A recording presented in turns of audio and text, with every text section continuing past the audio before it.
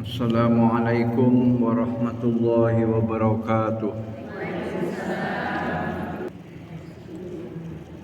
Innal hamdalillah nahmaduhu wa nasta'inuhu wa nastaghfiruh wa nastahdi wa natubu ilaihi wa na'udzu billahi min shururi anfusina wa min sayyiati a'malina. May yahdihillahu fala mudilla lahu wa may yudlil fala hadiyalah. Asyhadu an la ilaha illallah wa asyhadu anna Muhammadan abduhu wa rasuluh la nabiyya wa la rasula ba'dah arsalahu bil huda wa dinil haqq liyuzhirahu 'ala ad-dini kullih wa kafa billahi syahida. Allahumma shalli ala Muhammadin wa ala alihi wa sahbihi ajmain, amma ba'd. Ibu-ibu yang dirahmati oleh Allah Subhanahu wa taala, insyaallah jamaah pengajian Masjid Al-Muawanah di Palapa, Bandar Lampung. Alhamdulillah pada siang hari ini cukup cerah dan cukup terik. Dan ini bulan Juni, Bu ya. Bulan Juni itu bulan di mana matahari posisinya paling utara. Jadi matahari kita itu tidak diem di garis khatulistiwa, tidak diem Bu, tapi dia geser Bu, kadang ke utara, kadang ke selatan gitu ya. Nah, Juni itu bergeser ke utara paling pol ya, sehingga di daerah-daerah utara seperti Arab Saudi itu lagi kepanasan ya, panas luar biasa. Nanti setelah Juni matahari kembali ke tengah lagi Bu, ke atas kepala kita ya, ke atas kepala kita, lurus lagi. Itu September Bu. Jadi Juni ya, Juli, Agustus, September. Nah, September itu sudah di atas kepala kita. Nanti Desember ke selatan Bu, Desember ke selatan. Desember ke arah Australia. Ya, Australia. Nanti Maret ke kita lagi. Jadi matahari di atas kepala kita itu setahun 2 kali, yaitu Maret dengan September. Maret dengan September. Jadi Maret dan September matahari di atas Indonesia, ya, di atas Indonesia. Tapi kalau Desember di selatan, ya. Nanti Ibu bisa membuktikan ketika matahari baru terbit Bu, ya. Matahari baru terbit, Ibu boleh catat antara Desember dengan Juni itu jauh beda. Ya. Kalau misalnya di rumah saya Bu ya, di rumah saya. Kalau misalnya bulan Juni mataharinya agak ke sana. Nanti kalau misalnya bulan Desember mataharinya agak ke sana. Itu kalau dari kompleks saya. Dan kita bersyukur kita sudah selesai melaksanakan ibadah kurban yang sudah saya terangkan 2 minggu yang lalu. Dan di masjid ini berapa sapi Bu di masjid ini? Nah, alhamdulillah ya. Wajar. Dan kami juga dari Yayasan Al Faruq, kalau tidak salah 4 atau 5 lah ya. Dan sebagian dari dagingnya itu kita kirim ke pedesaan ya, yaitu Desa Bagelen Pesawaran ya, Gedong Tataan Pesawaran. Kami membawa sekitar 50 bungkus ya. Belum lama, baru hari apa kemarin? Hari Sabtu ya. Sabtu, Ahad, Senin, Selasa, Rabu, baru 4 hari ya. Nah, itulah yang diharapkan seperti itu Bu. Jadi daging itu bukan hanya untuk orang kota, tapi juga untuk orang perdesaan. Baik, pengajian kita kembali ke judul awal dalam buku ini,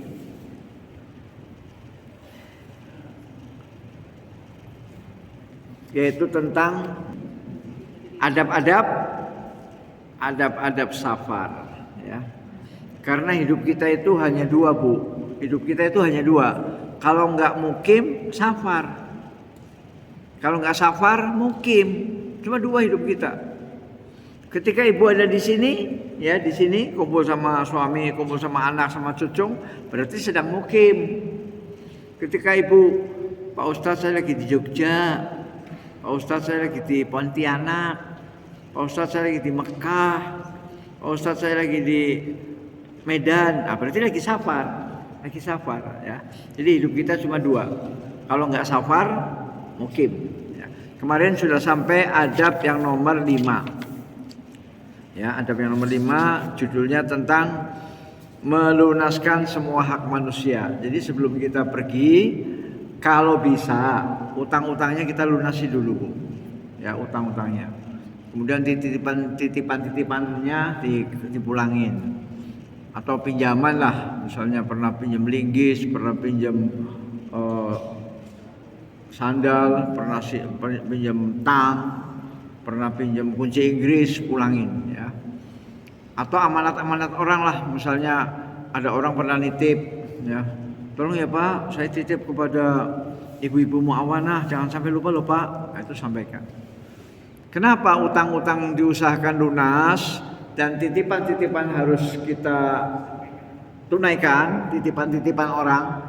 Karena yang namanya safar itu adalah salah satu hadis Nabi mengatakan safar minal azab. Safar minal azab.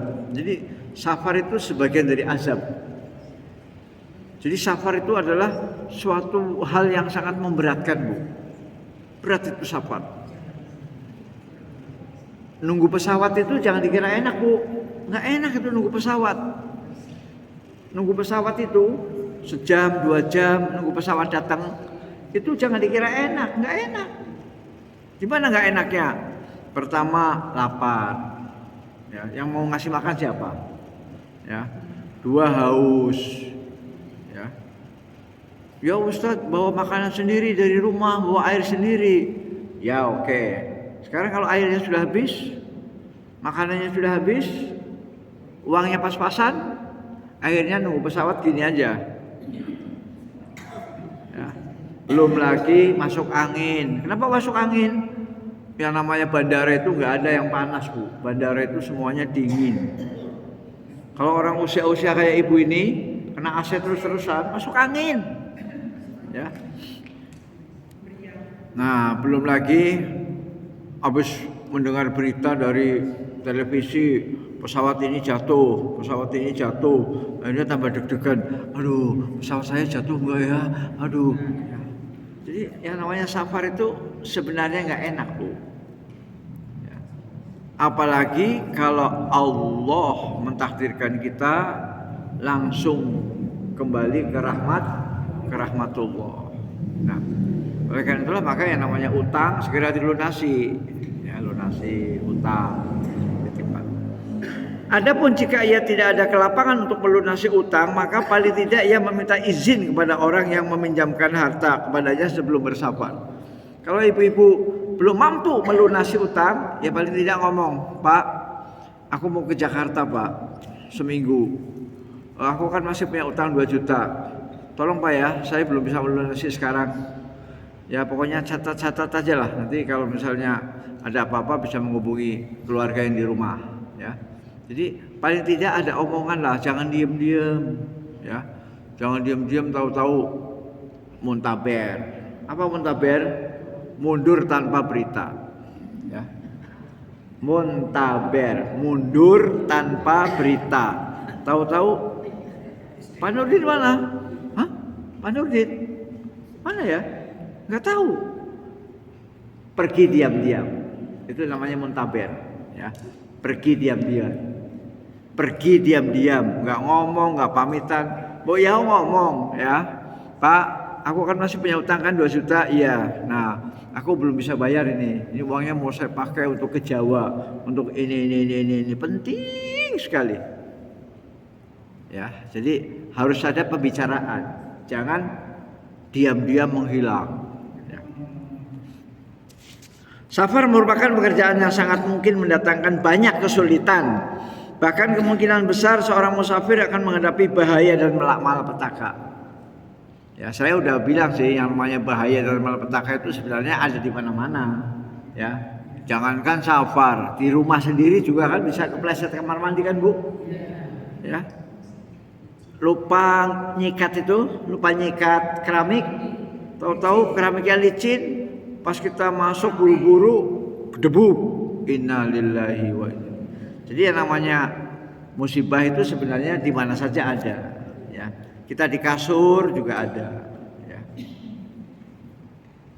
Jangankan itu, baju yang sudah digosok, tahu-tahu pas dibuka ada kecoanya, ya. Padahal lemarinya sudah dikasih kapur barus, bajunya sudah digosok panas, ya. Tapi ada saja pasti ada kecoa, ya. Entah kecoa hidup atau mati nggak tahu, wallah, pokoknya ada kecoa aja. Dan itu pernah saya alami sendiri ya Bu ya. Saya pegang-pegang gini, apa ini kau kayak ganjel gitu ya. Kayak ganjel gitu ya. Apa ini? Pas dibuka kecoa. Ya. Nah jadi sebenarnya musibah itu di mana saja dan kapan saja bisa terjadi. Nah orang yang sabar juga sama, bisa berpeluang seperti itu, ya. Seperti kemarin contoh kecil Bu ya, contoh kecil kami mengantar daging 50 bungkus ke Gedung Tataan. Alhamdulillah di Cimeng situ dekat Kodim pecah ban, ya. Akhirnya cari dongkrak, kemudian banyak dilepas, kemudian akhirnya pakai ban serep. Nah itulah pentingnya ban serep, ya. Jadi kalau ada ustadz yang menggantikan sebagai ban serep itu jangan dianggap remeh Bu. Misalnya ustadz yang asli adalah Ustadz Nurdin, tapi berhubung berhalangan digantikan oleh anaknya atau oleh menantunya atau oleh tetangganya. Ini sebagai ban serep, ya. Jangan dianggap remeh, Ibu. Jangan dianggap remeh. Ban serep itu penting. Ya contohnya kemarin kami waktu jalan, alhamdulillah dengan ban serep kami bisa jalan Bu, bisa jalan sampai ke Tataan pulang pergi, ya, sampai ke rumah saya. Pulang pergi dari Cimeng ke Tataan sampai ke rumah saya, selamat alhamdulillah dengan ban serep, ya. Jadi jangan dianggap ban serep itu wah ini ban murahan, jangan, penting, ya. Nah demikian juga ustadz-ustadz yang menggantikan, ya. Ustadz yang sejuta umat ternyata berhalangan diganti dengan ustadz yang satu umat. Nah, nggak apa-apa. Ban serep itu penting. Jadi jangan menghina, jangan mengejek kalau ustadz yang aslinya nggak datang. Waduh, Hakim nggak datang ya? Digantikan oleh siapa? Digantikan oleh Pak Nurdin. Percuma ban serep. Nah, jangan ya, walaupun saya sebagai ban serep tapi penting. Karena kemungkinan besar seorang musafir akan menghadapi bahaya dan malapetaka, maka dari itu hendaklah musafir meringankan bebannya dari hak-hak manusia agar ia menjadi ringan saat bertemu dengan Allah Subhanahu wa taala. Jadi kita berusaha untuk meringankan hak-hak kita, ya. Jadi jangan sampai kita pergi jauh lama, ya. Sementara di pundak kita ada hak-hak orang lain yang belum kita tunaikan. Utang 1 M, kemudian pinjam ini belum dipulangin. Kita berangkat tahu-tahu kita wafat. Menghadap Allah membawa utang. Kan mempersulit kita di akhirat tuh. Tapi kalau kita bertemu Allah, pundak kita udah kosong, nggak ada utang, semua titipan sudah dipulangin, kan enak Bu, ya enak. Itu yang kelima kemarin. Sekarang masuk yang keenam. Adab yang keenam yaitu, mohon maaf ini Bu, berkaitan dengan ibu-ibu, ya, berkaitan dengan wanita. Ini bukan ajaran saya Bu ya, bukan ajaran saya. Saya hanya membacakan sabda Nabi Muhammad Sallallahu Alaihi Wasallam, yaitu wanita tidak bersafar kecuali dengan mahram, ya. Wanita tidak bersafar kecuali didampingi, ya, didampingi dengan mahram, ya. Yang betul itu mahram, bukan muhrim. Kalau bilang muhrim salah. Karena muhrim itu artinya orang yang sedang berihram. labbaik Allahumma labbaik, labbaik la syarika lak labbaik. Orang yang sedang berihram itu namanya muhrim. Muhrim. Ya, muhrim. Itu orang yang sedang berihram, baik mau umroh maupun mau haji. Nah, yang dimaksud dengan mahram itu adalah lelaki ataupun saya tidak boleh nikah dengan ibu saya, maka ibu saya adalah mahram. Ya. Ibu saya melihat saya juga mahram. Ya, karena apa? Karena yang tidak boleh dinikahi. Ya. Jadi lain jenis yang tidak boleh dinikahi. Ya. Yang tidak boleh dinikahi oleh saya adalah ibu kandung, anak kandung, mertua, menantu dan seterusnya. Ada di dalam surat An-Nisa ayat 23. Ya. Mungkin nanti bisa dibuka sendiri Bu di rumah. Ya. Surat An-Nisa ayat 23. Ya. Surat An-Nisa ayat 23 itu adalah daftar wanita-wanita yang tidak boleh dinikahi oleh seorang laki-laki. Lengkap Bu, lengkap. Di situ lengkap. Ibu buka saja surat An-Nisa ayat 23. Ya.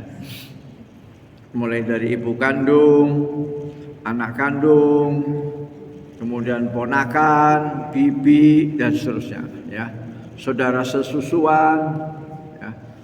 Ibu yang pernah menyusui, ya. Itu mahram. Artinya wanita yang tidak boleh saya nikahi. Wanita yang tidak boleh dinikahi oleh seorang laki-laki. Ya. Nah, wanita yang melakukan safar tanpa disertai mahram hukumnya haram dan dilarang. Ya. Rasulullah Shallallahu Alaihi Wasallam bersabda, la yahillu limra'atin tu'minu billahi wal yaumil akhiri tusafiru masirota yaumin walailatin illa ma'azi mahramin minha. Ini hadis Bu ya, ini sabda Nabi kita, sabda Nabi besar Muhammad sallallahu alaihi wasallam dalam hadis yang diriwayatkan oleh Imam Bukhari dan Muslim. Jadi hadis ini diriwayatkan oleh Imam Bukhari dan Muslim dari Abu Hurairah radhiyallahu anhu. Nabi bersabda yang artinya tidaklah halal. Tidak halal. Tidak halal itu apa? Haram. Ya, tidak halal itu artinya enggak boleh. Ya. Haram. Tidak halal bagi seorang wanita yang beriman kepada Allah dan hari akhir. Tidak halal bagi seorang wanita yang beriman kepada Allah dan hari akhir. Tapi kalau bagi wanita yang tidak beriman ya bebas Bu. Bebas. Wanita yang gak beriman bebas. Ya, mau pergi sendirian, mau apa pakaiannya acak-acakan itu bebas. Tapi yang beriman kepada Allah dan hari akhir bersafar selama 1 hari 1 malam. Jadi bersafar selama 24 jam. Jadi bepergian selama 24 jam. 1 hari 1 malam. 1 hari kan 12 jam Bu. 1 hari kan 12 jam. 1 malam 12 jam. 12 tambah 12 tambah 12 24 jam. Tidaklah halal bagi seorang wanita yang beriman kepada Allah Subhanahu wa taala dan kepada hari akhir bersafar selama 1 hari 1 malam kecuali disertai mahramnya. Kecuali didampingi disertai mahramnya. Itu kalau bepergiannya sehari semalam. Ya. Kalau bepergiannya ke Natar nggak sampai sehari semalam, ya kan? Habis nganter hadiah pulang. Ya. Itu nggak usah pakai mahram Bu. Ke Natar, ya. Kemudian ke metro, ya. Nggak usah pakai mahram. Yang penting tidak menginap sehari semalam. Yang sehari semalam berarti misalnya ibu-ibu ke Jawa, ya, misalnya ke Jogja, ya, atau ke Surabaya, atau ke NTB, atau ke Pontianak, atau ke Aceh, ya, Kalau hanya ke Palembang, habis itu pulang lagi, kan nggak sampai sehari semalam kan? Ya. Itu tidak. Ya. Jadi ini patokannya adalah sehari semalam. Adapun mahram di sini adalah mahram selama-lamanya. Jadi mahram yang selama-lamanya, bukan mahram yang tidak selama-lamanya. Contoh mahram yang tidak selama-lamanya adalah ipar. Ipar itu nggak boleh dinikahi, Bu. Kalau ibu sudah menikah dengan seorang suami, maka ibu nggak boleh nikah dengan kakaknya suaminya atau adiknya suami ibu, nggak boleh. Nah, itu kan mahram juga, tapi itu mahram yang tidak selama-lamanya. Ya. Itu mahram yang tidak selama-lamanya. Kalau mahram yang selama-lamanya abadi, itu adalah seperti saya dengan ibu saya, ya, saya dengan anak saya dengan ponakan saya dengan bibi saya. Itu namanya mahram yang selama-lamanya. Ya. Adapun mahram di sini adalah mahram selama-lamanya, antara lain ayah.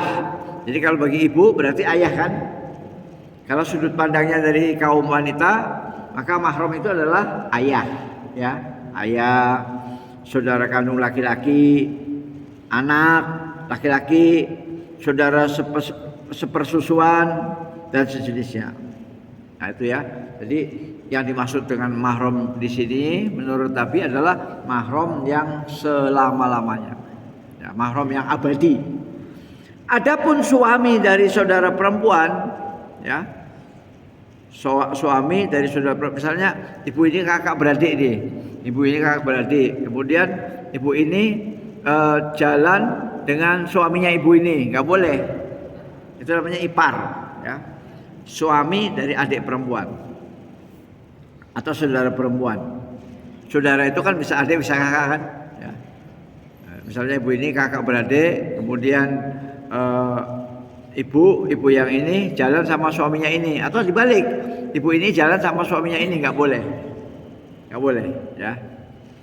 Adapun suami dari saudara perempuan, kemudian saudara laki-laki dari suami, ya, saudara laki-laki dari suami, misalnya ibu punya suami namanya Mr.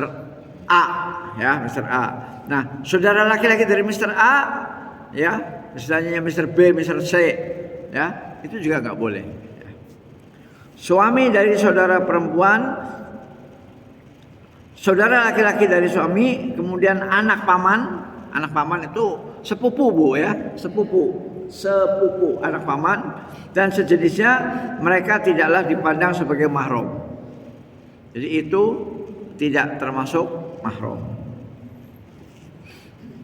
Karena kita dengan sepupu itu boleh nikah, Bu. Boleh nikah. Dengan sepupu boleh nikah. Boleh. Walaupun jarang Pak Ustadz, ya jarang. Tapi boleh, ya. Adapun suami dari saudara perempuan, saudara laki-laki dari suami, anak paman dan sejenisnya, mereka tidaklah dipandang sebagai mahram. Maka itu tidak dihalalkan bersafar bersama mereka. Jadi ibu bersafar sama ipar nggak boleh, ya. Bersafar dengan ipar nggak boleh, ya.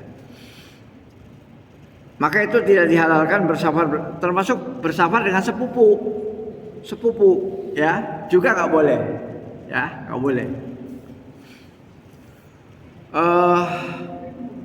Pernah kok, Bu, ada kejadian betulan, ya. Jadi sepupu itu akhirnya berzina, naudzubillah min dzalik, ya. Kenapa?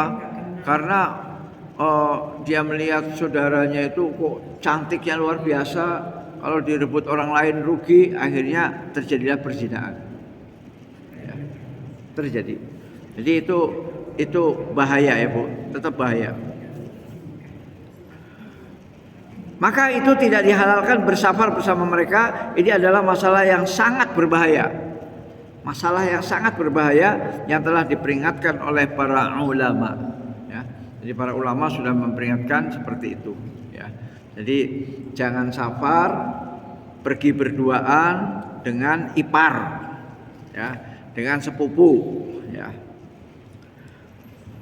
Wanita yang pada saat bersafar lebih lemah daripada ketika bermukim. Jadi secara umum Bu, wanita ibu-ibu ini kalau safar itu kondisinya lebih lemah daripada mukim.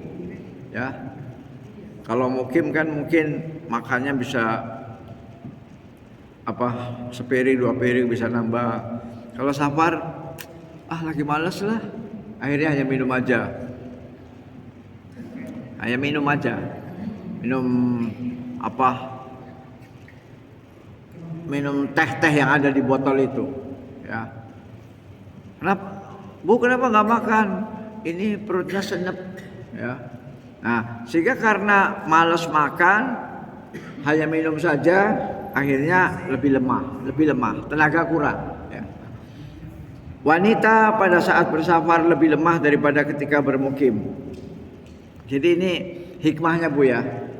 Kenapa sih Pak Ustadz ke wanita kalau pergi sehari semalam harus ditemani mahram? Kenapa sih? Nah ini hikmahnya Bu. Ya, ini hikmahnya. Wanita pada saat bersafar lebih lemah daripada ketika bermukim. Ya. Kadang-kadang ada juga yang ibu-ibu bersafar itu nggak bisa BAB. Iya, Pak Ustadz saya kalau di rumah orang lain saya nggak bisa BAB. Kalau di rumah sendiri bisa BAB. Di rumah orang lain nggak bisa. Di WC umum, apalagi di WC umum, di terminal, di pom bensin nggak bisa BAB. Nah itu kan jadinya bawa penyakit kan Bu. Orang yang nggak bisa BAB berarti kan kemana-mana menggendong penyakit Bu. Ya, kemana-mana menggendong penyakit, Kenapa? Nggak BAB, nggak bisa BAB. Ya, BAB-nya ditahan. Kadang-kadang ada yang berniat buruk kepada dirinya atau berani mengganggunya jika tidak disertai dengan mahramnya. Ya, namanya laki-laki Bu.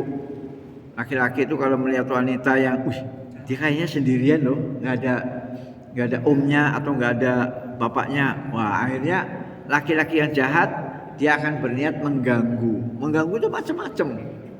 Ya, macam-macam lah. Jenis gangguannya itu macam-macam. Ya, naudzubillah min dzalik. Kadang-kadang ada yang berniat buruk pada dirinya atau berani mengganggunya jika ia tidak disertai dengan mahramnya. Terkadang juga ia membutuhkan bantuan. Ya, kadang-kadang juga seorang ibu membutuhkan bantuan. Misalnya pergi ke metro, barangnya besar, ya, atau tasnya besar atau apalah gitu, berat gitu, sehingga perlu minta tolong sih angkatkan. Ya. Kalau hanya sekedar minta tolong sama kuli nggak apa-apa. Kuli ya Bu ya, kuli ya. Mas sini Mas, tolong barang saya angkat ke atas mobil. Itu nggak apa-apa. Habis itu kita upahkan 5.000, 10.000, 20.000. Ya. Tapi kalau Mas bisa nemenin saya nggak? Nah itu gawat itu. Mas sini. Apa Bu? Bisa nemenin saya nggak? Kemana? Ke Aceh, ini bawa barang berat. Nah ini kan persoalan, ya. Jadi jangan seperti itu, jangan. Terkadang ia juga membutuhkan bantuan atau dia berada dalam suatu masalah yang dibutuhkan keberadaan mahram ketika itu, ya. Jadi tetap keberadaan mahram itu sangat-sangat penting, Bu. Sangat-sangat penting, baik untuk menolong dia, untuk membantu dia dan lain-lain, ya. Untuk menemani dia, menolong dia supaya dia juga tidak ketakutan. Kalau misalnya di jalan ada hal-hal yang serem, ya, ngeri, ya. Itu bisa jadi seorang wanita itu lebih ketakutan dibandingkan dengan ada mahram. Kalau ada mahram, tenang, ada suami, tenang, ada ayah, tenang, anak saya bujang gede, badannya kayak Kopassus. Nah, jadi ibu juga tidur juga tenang. Ya, tenang tidur di mobil. Kenapa? Bawa mahram.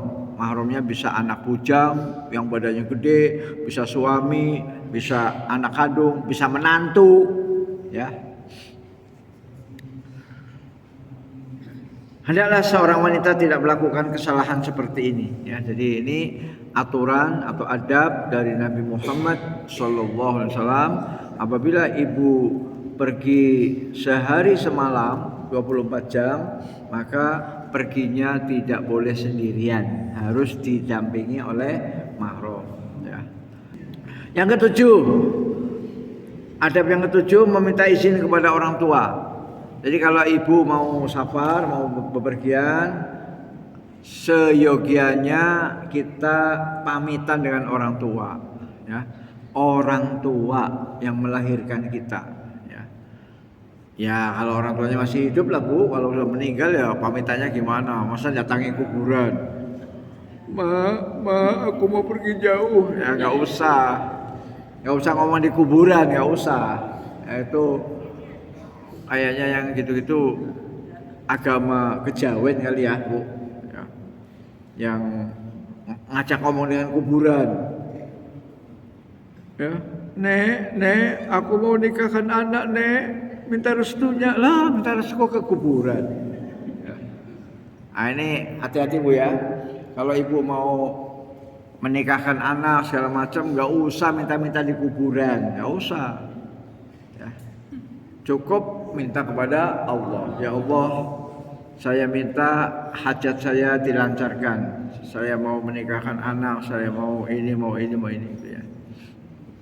Kembali ke sini, meminta izin kepada kedua orang tua. Hendaknya seseorang meminta izin orang tua sebelum bersafar, sebab ridho kedua orang tua akan membawa berkah, sedangkan murka keduanya akan membawa petaka ya. Kita semua udah paham Bu ya, sampai ada lagunya kan Roma Irama ya, ya, bahwa ridho Allah itu penting dan ridho orang tua itu penting ya.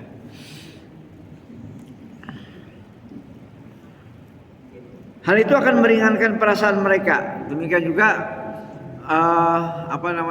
perasaan orang tua juga lega ya. Orang tua melepaskan anaknya, silakan nak, diiringi dengan doa fi amanillah ya, fi amanillah ya. Jadi kalau bisa doanya itu jangan hati-hati ya, jangan itu kayaknya apa sih ya, doa yang kurang sesuai dengan syariat tuh kelihatannya itu. Hati-hati ya Pak Nurdin, hati-hati itu terjemahannya apa ya? Mendingan fi amanillah, semoga diselamatkan Allah, fi amanillah ya, semoga dijaga, diamankan, diselamatkan Allah ya, fi amanillah ya. Paling kalau mau pesen gini aja, kamu bawa mobilnya jangan ngebut-ngebut gitu boleh ya. Sebab kan kalau ngebut kemudian ada apa-apa kan lebih serem akibatnya ya. Misalnya kecepatannya 120 nah kebetulan misalnya nabrak nabrak pohon, itu kan akibatnya serem Bu, serem.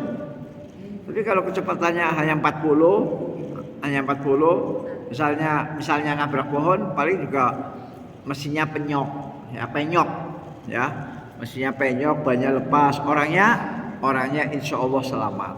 Kenapa? Kecepatannya cuma 40.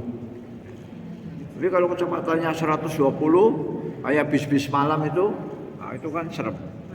Ya paling hanya bilang begitu, nak jangan terlalu ngebut ya nak di jalan tol. Soalnya Bu, yang sering kecelakaan itu justru malah di jalan tol Bu. Jalan tol sering kecelakaan. Kenapa? Karena di jalan tol itu injek gasnya itu enak Bu, set ya enak. Nah kemudian tahu-tahu mata itu gini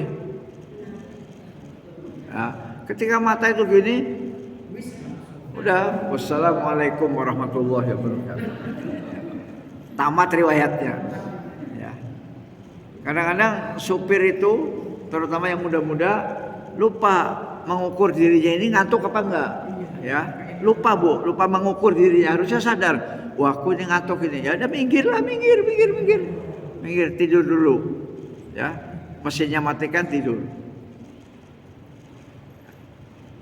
Lebih baik kita parkir mobil di pinggir kemudian tidur 5 menit 10 menit daripada kita paksakan terus akhirnya jeder Nauzubillah min dzalik. Demikian juga seorang budak ya harus meminta izin tuannya. Jadi kalau ada budak harus izin sama yang punya budak, yaitu tuan. Ya. Nah, insya Allah di Indonesia nggak ada budak bu ya, yang ada budak di Palembang bu ya, di Palembang. Kalau di Indonesia insya Allah nggak ada budak. Ya.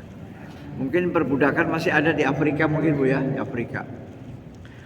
Jadi pamitan minta izin kepada orang tua itu perlu bu. Ya. Kemudian kalau budak minta izin kepada tuannya. Hal itu merupakan syarat bolehnya ia bersafar. Jadi kalau kata majikannya kata tuannya jangan, ya berarti nggak boleh. Ya, dia nggak boleh bersafar. Ini bagi seorang budak. Ya. Tidak boleh budak itu kabur. Demikian juga seorang wanita meminta izin suaminya dengan catatan ia bersafar dengan mahramnya. Jadi kalau misalnya ibu mau pergi sama anaknya, ibu pergi sama anaknya ya, anak bujang yang nyetir, ya, tetap harus izin sama suami. Kiai, adik mau jalan sama bujang, nah gitu ya, sama anak. Jangan sampai mentang-mentang sudah ada mahram, kan sudah ada mahram, ya tetap harus izin dong sama suami, kan? Surga neraka ibu di kaki atau di kaki. Surga neraka ibu di tangan suami. Ya, bukan di kaki bukan. Ya, ralat ya, ralat. Kalau surga iya di bawah telapak kaki ibu itu surga. Tapi kalau seorang istri surga nerakanya di tangan suami. Ya, maka ibu harus baik-baik sama suami, taat sama suami. Ya, mau pergi izin. Jangan ngeluyur aja. Demikian juga pekerja meminta izin majikannya, misalnya PNS, ya, pekerja atau karyawan atau buruh karyawan mau haji mau umroh, ya ngomonglah sama bosnya, bos, aku mau izin bos, berapa lama? 9 hari, ngapain? Umroh, ya. Jadi seorang buruh, seorang asisten rumah tangga, pembantu, atau seorang karyawan ASN harus minta izin sama atasannya, ya, atasannya. Nanti kan dibuatkan surat cuti kan, surat cuti. Izin dalam hal ini dapat menutup serapat-rapatnya pintu permasalahan dan perselisihan. Jadi kalau sudah izin itu enak bu, plong, ya enak. Tapi kalau belum izin, pas kita baru terbang di Soekarno Hatta, terdengar berita. Dek, kamu dimarahin sama bos kamu. Bos kamu marah besar karena kamu pergi nggak izin sama bos. Kamu pulang dari umroh akan dipecat. Jadi akhirnya perjalanannya itu nggak tenang. Ya kenapa?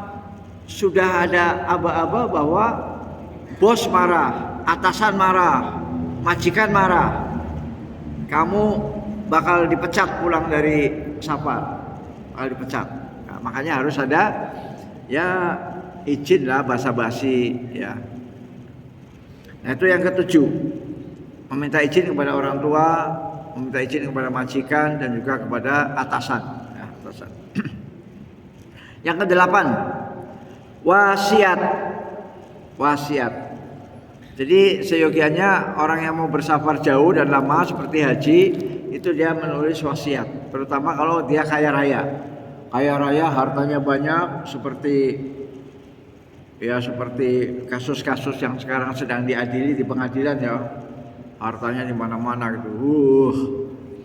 Di Bakauheni ada hartanya, di Mesuji ada hartanya, di Krui ada hartanya, di Bandar Lampung ada hartanya. Maka dia harus menulis surat wasiat ya. Yang mana yang untuk anaknya, yang mana yang untuk yayasan, yang mana yang untuk anak yatim, yang mana yang untuk masjid, yang mana yang untuk suami, yang mana yang untuk istri, tulis semua, tulis. Itu namanya wasiat. Ya. Yang wasiat itu nanti dibukanya ketika yang safar itu betul-betul meninggal. Kalau yang safar betul-betul meninggal, wasiatnya dibuka. Nah, ada wasiat nih. Tanah yang 5 hektar untuk Mas Nurdin. Wah. Ini kan jelas ada wasiatnya. Kalau misalnya nggak ada wasiat, bingung. Akhirnya terjadi perang saudara. Ya, kontok-kontokan, tujah-tujahan, naudzubillah min dzalik. Tujah-tujahan, kontok-kontokan, ya. Jadi perlu ada wasiat. Beliau sallallahu alaihi wasallam menganjurkan, Nabi Muhammad sallallahu alaihi wasallam, ma haqqum mri'im muslimin lahu syai'un yusifi yabitu lailataini illa wasiyatuhu maktubatun indah. Hadis riwayat sudah disebutkan takhrijnya dalam pembahasan sebelumnya. Artinya tidaklah dibenarkan seorang muslim yang memiliki sesuatu untuk diwasiatkan. Tidaklah dibenarkan. Tidak benar itu artinya apa, Bu? Tidak benar. Salah ya. Tidaklah dibenarkan seorang muslim yang memiliki sesuatu untuk diwasiatkannya, lantas ia bermalam selama 2 malam, ya, menginap safar 2 malam, melainkan wasiatnya itu sudah tertulis di sisinya. Ya. Jadi seseorang yang perginya itu 2 malam, ya, sedangkan dia itu kaya, punya macam-macam, maka dia harus menulis wasiat. Ya.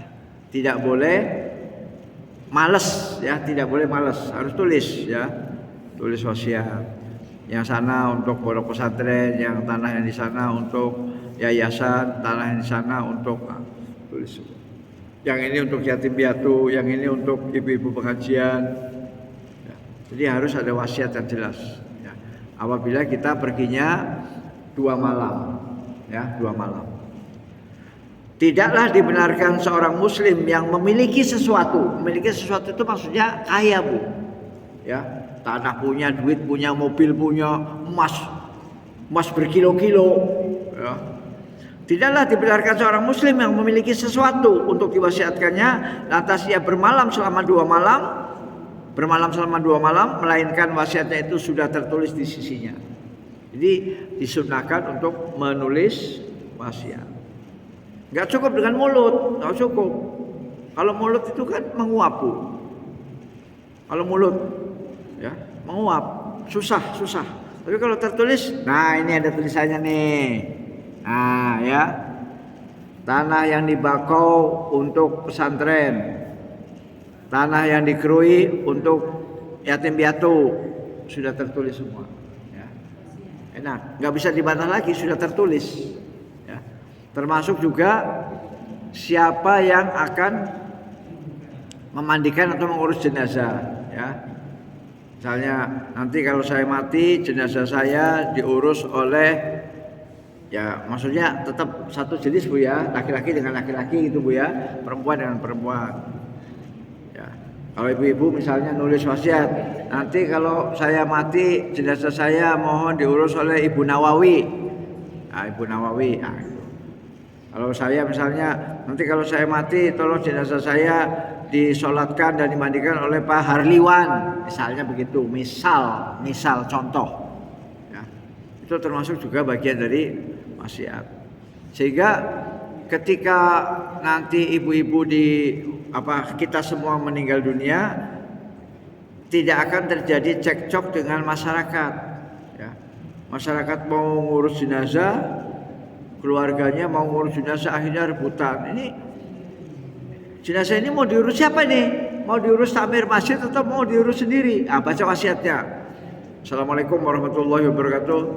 Bapak-bapak sekalian yang sedang takziah, ini saya ada wasiat dari almarhum suami saya, bacakan. Mohon supaya nanti ketika saya meninggal, saya diurus jenazahnya oleh Majelis Taklim Muawanah yang diketuai oleh Pak Harliwan, misalnya begitu. Misal contoh. Nah, maka berarti yang akan mengurus jenazahnya mulai dari memandikan, mengkafani sampai menguburkan adalah takmir Masjid Muawanah. Nah, yang lain cukup nonton saja, nonton. Nah, nonton, syukur-syukur bawa amplop, masukin amplopnya, pluk. Ya. Jangan ikut ngatur. Biasanya yang ramai itu di kuburan, Bu. Pas mayat dimasukkan ke liang kubur, semua pada ngatur. Wah, ribut. Yang ngatur lebih dari 1. Ya.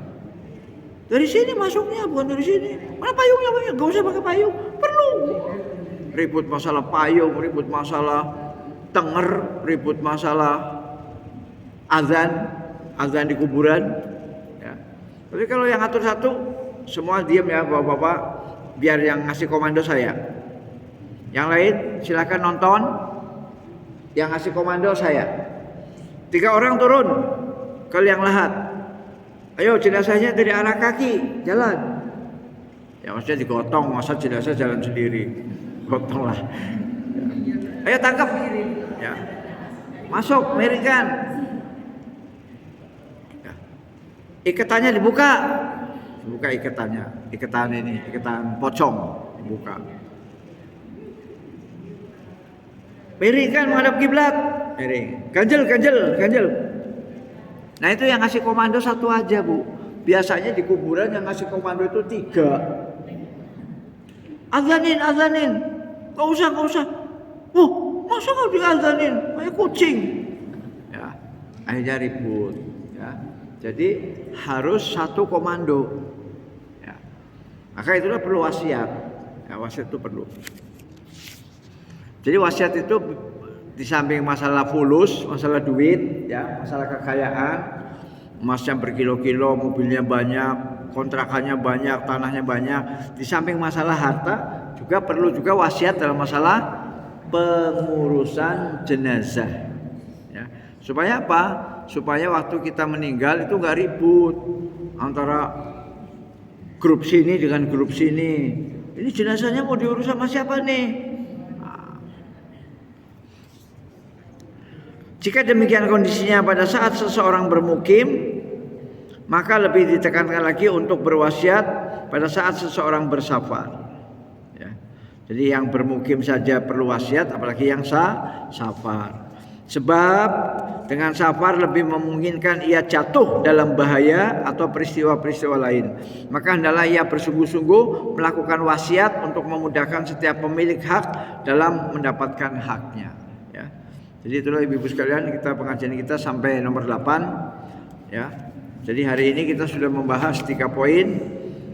Wanita apabila bersafar sehari dan semalam 24 jam harus dengan mahram. Kemudian yang kedua,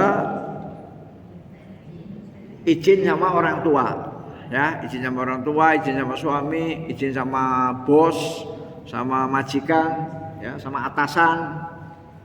Yang ke-8 atau yang ketiga yaitu menulis wasiat. Ya. Sebab kita tidak tahu apakah kita bisa pulang ke tanah air atau tidak. Ya. Nah, saya kira itu saja pengajian kita pada siang hari ini. Mudah-mudahan Allah memberikan pemahaman kepada kita. Wabillahi taufiq wal hidayah. Assalamualaikum warahmatullahi wabarakatuh. Silakan kalau ada yang mau bertanya, Bu.